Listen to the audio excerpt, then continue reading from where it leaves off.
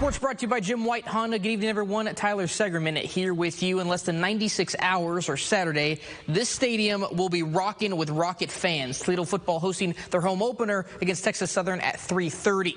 If you're planning to go to the game, you'll notice some new additions in Section 5 on the home side of the 50-yard line. New chairbacks this fall that are both weatherproof and reclining. Then for concessions, new items on the menu. And get this, all of them $5 or less at the permanent locations. Of course, you can't forget about the Rocket Walk, new design there, and a new spot for student tailgating as well. There's much more on our website, but let's now hear from Athletic Director Brian Blair, who I sat down with on the purpose of all this. I mean, we've called it the biggest party in Toledo, and I think that's for a reason. We want you and 25,000 of your best friends to come hang out with us and party 3:30 to 7:30 and have a great time and go home with the dub. That's the plan. And so everything we've tried to do is make that as seamless as possible. But if you had to say one thing I'm most excited about, probably some of the things we've done for our student section. I think anybody who's been in a football stadium or basketball arena knows the students bring so much energy. So we poured a lot of time into what can we do to make the student experience better, from the tailgate lot into the stadium and all the way in between.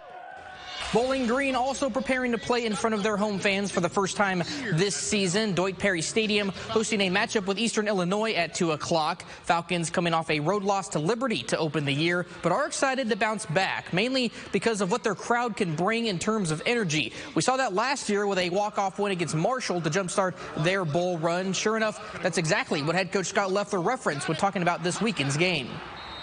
Last year when we played Marshall, that was an unbelievable atmosphere here at BG, and I wanted all our fans to come out, the student section to come out.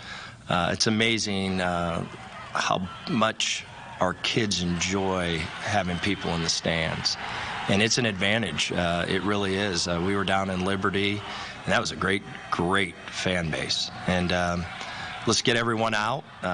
We're gonna play winning football this year.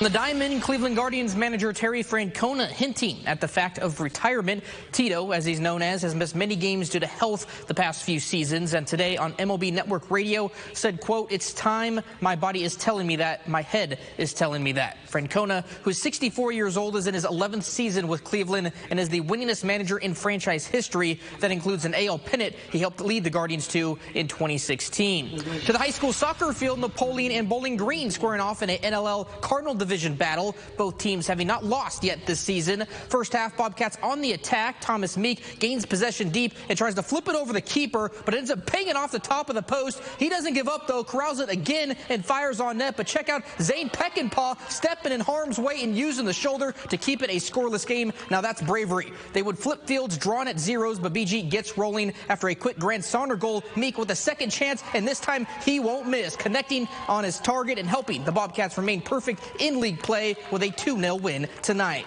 A 3-run eighth proves the difference in Indianapolis. Mud Hens dropping their series opener by a final of 8-6. Toledo will be back at it tomorrow against the Indians. That's all for sports.